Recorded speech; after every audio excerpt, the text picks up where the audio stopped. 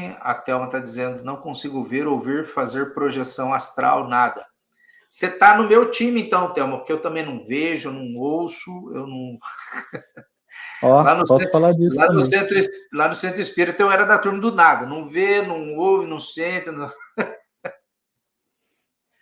É um Pode perfil, falar. Né? Na realidade, a gente tem perfis psicológicos, né? Que o trabalho precisa ser um pouco diferenciado. Então, pegando um pouquinho o gancho, acho que é da Thelma, em relação a enjoo e essas questões, e o que a Cíntia falou também. Primeiro, deixar claro, a ayahuasca ela é liberada em questão religiosa e ritualística, tá? Então, para isso, é liberado no governo, não é considerado droga. Algumas pesquisas, na realidade, uma maneira antiga de se falar sobre a ayahuasca é chamar ainda de um alucinógeno, né?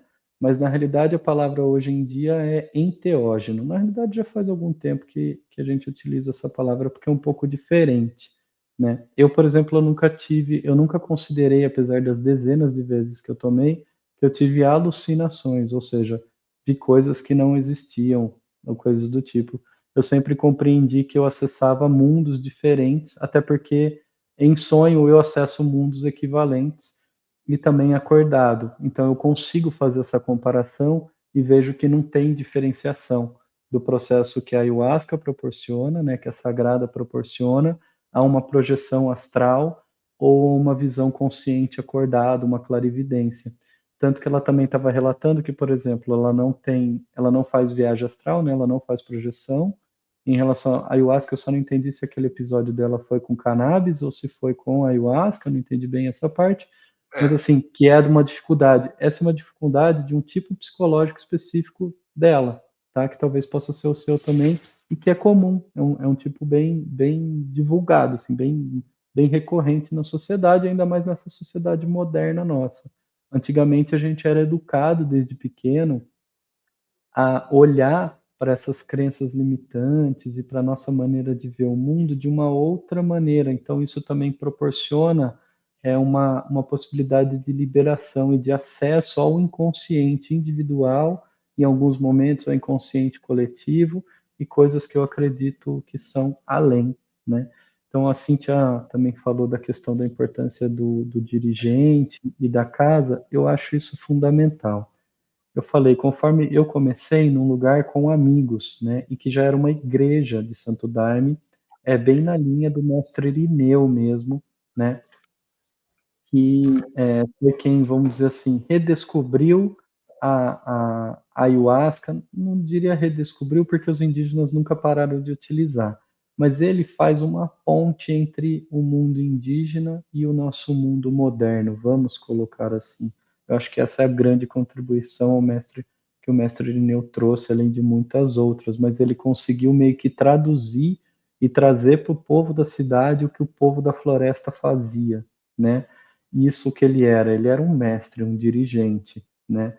E ele foi ensinando outras pessoas e depois outras pessoas e assim por diante, e dali saíram outros grupos, outras religiões e assim por diante, até hoje que a gente tem coisas como Umbandaime, neo-xamanismo, o próprio Daime, União do Vegetal, Barquinha, temos várias religiões que fazem o uso da planta sagrada, né?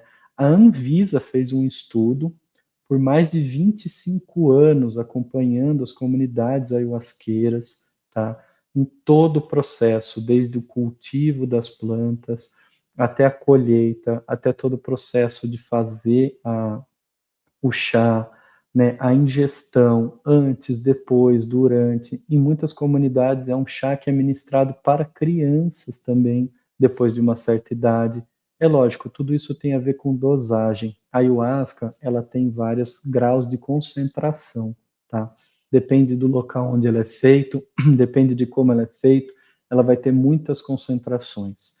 Isso que vocês estavam relatando e esse medo que o pessoal tem muito a ver com o grau de concentração e o tempo que ela foi cozida pela última vez, tá?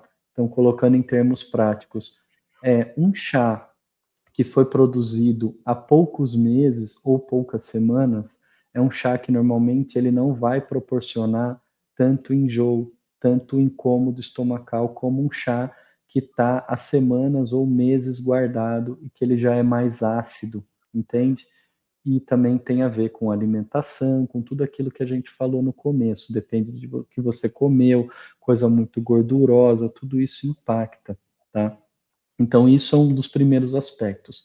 Outro aspecto é que hoje em dia, depende do lugar, as doses são altas. Normalmente, as doses comuns são 50 ml, que é aquele copinho de café, né? Por exemplo, quando eu faço rituais, eu começo ministrando de 10 a 20 ml no máximo. Às vezes, num ritual inteiro, a gente não chega a tomar 50 ml.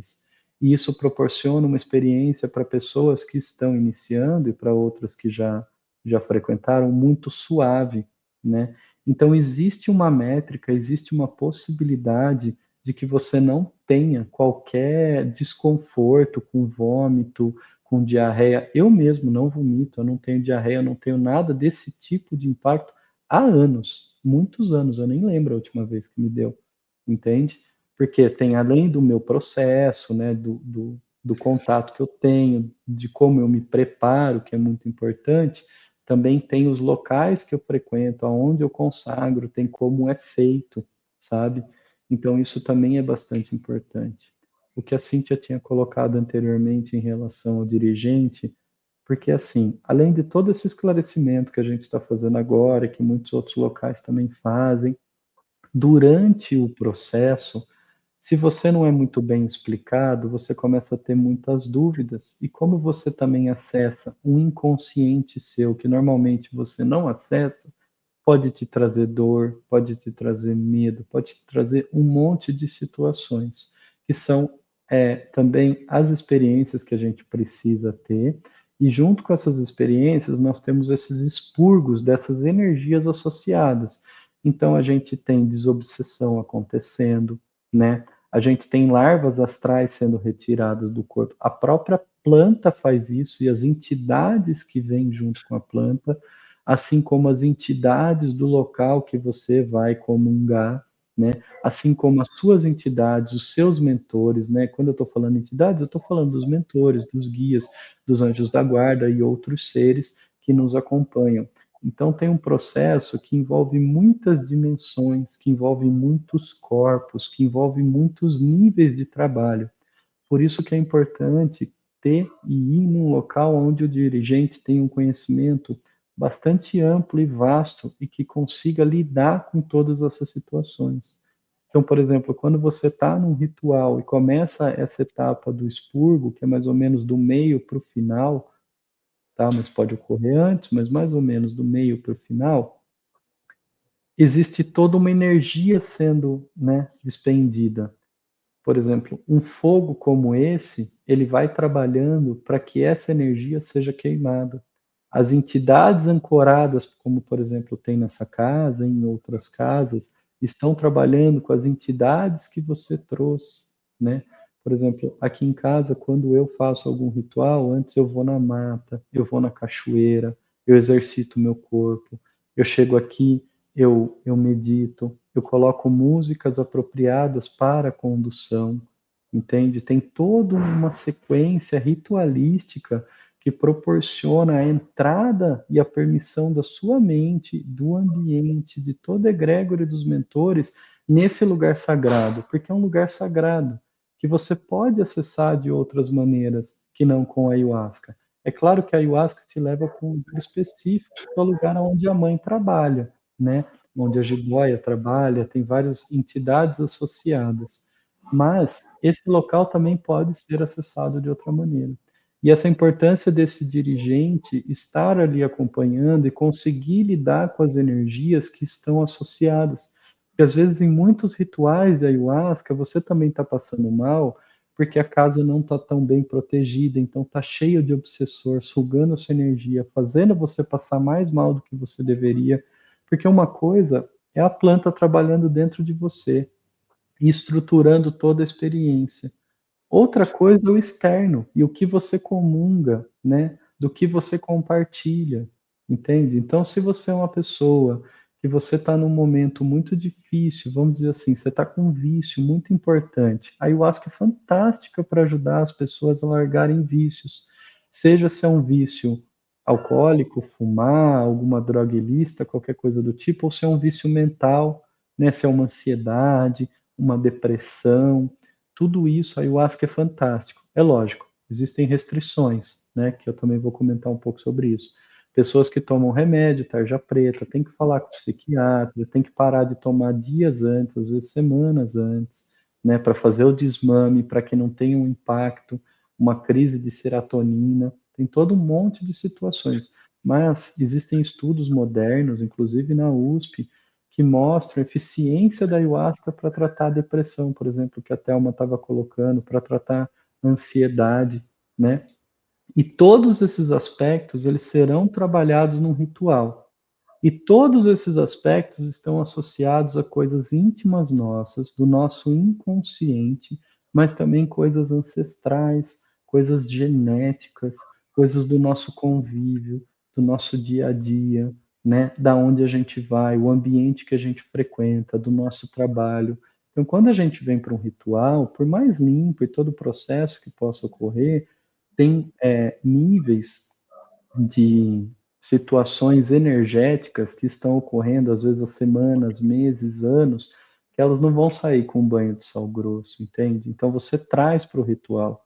Então é importante você estar num lugar preparado, estar com um dirigente que consiga te apoiar nesse momento. Vou dar um exemplo. Eu participei anos atrás de sessões e levei uns amigos meus para ter experiência. Eu estou falando de coisa mais de 15 anos, tá? Atrás. E um desses amigos, ele era médium, não sabia, e incorporou um obsessor. E nessa casa, o dirigente, por melhor que ele fosse, ele não sabia lidar com obsessores. Então, ele falava assim: ah, deixa ele lá porque ele está no processo dele. Mas não era só o processo dele, entende? Porque ele estava ali, incorporado. Por exemplo, eles iam rezar o Pai Nosso, o obsessor dava risada. Ele falava assim: vocês não têm força, vocês não têm fé para me tirar aqui através de uma reza. Entende? Então era um local que, apesar de seguir todos os preceitos e ser muito legal, nesse aspecto ele não sabia lidar. Então aquele dirigente não sabia lidar com essa situação. E ela é bastante comum. Você vai ver que se entrarem mais pessoas aí no chat, ou se você for conversar, você vai ver que viu experiência do tipo, ou aconteceu com ela. E esse rapaz, que era meu amigo, ele ficou incorporado por mais de 1 hora e pouco, até que num dado momento eu já tinha alguma experiência com isso em função lá das mesas brancas e tudo mais. Levantei, mesmo não sendo dirigente, mesmo não tendo nada a ver com a casa, e fui lá conversar com esse espírito, e fui lá ver a situação e tal. E aí a gente conseguiu tirar, né, encaminhar o espírito para tratamento junto aos guias. Então, eu chamei essa egrégora que eu já trabalhava num outro ambiente para que fizesse esse auxílio, e aí através disso foi retirado, né, esse obsessor, e ele voltou e ele não lembrava, porque ele ainda era um médium inconsciente, que ainda tem essas situações, né? Então, por isso da importância do local, da importância de você saber o que você, onde você está, o que você vai fazer, como é que funciona, né? Só um adendo que eu queria colocar, em relação à ayahuasca, tem alguns limitantes, tá? Então, por exemplo, mulher gestante, início de gestação, não é aconselhável. Uma pessoa com esquizofrenia, bipolaridade, convulsão, uma pessoa que está num processo depressivo ainda muito intenso, que ela ainda não conseguiu sair um pouco, não é aconselhável, tá? Não quer dizer que não vai ser possível existir uma cura e que não é. Em alguns casos, provavelmente você não vai conseguir fazer o uso, né? Por isso você tem que consultar o médico, o seu psiquiatra e tudo mais. Em outros, por exemplo, no caso da depressão, só é um momento que você precisa se regularizar um pouco mais para você ter o suporte mental, energético e físico de um processo com a ayahuasca. Mas tudo também está ligado, de novo, à casa, ao dirigente e à dose. Por isso que eu sempre aconselho você, as pessoas que querem experimentar, procurarem locais e casas que servem doses pequenas, numa concentração baixa, para que você tenha uma experiência agradável, para que não gere um impacto de, nossa, eu fui lá, eu só vomitei, eu fui lá e eu passei mal e eu não vi nada, porque você está perdendo uma oportunidade muito grande, sabe? É claro que tem pessoas que nunca vão consagrar e está tudo bem também. Mas é importante também entender isso, porque às vezes a gente tem um preconceito ou uma experiência que não foi boa, mas não é devido à ayahuasca, é devido a muitos outros processos, entende? Sim, sim.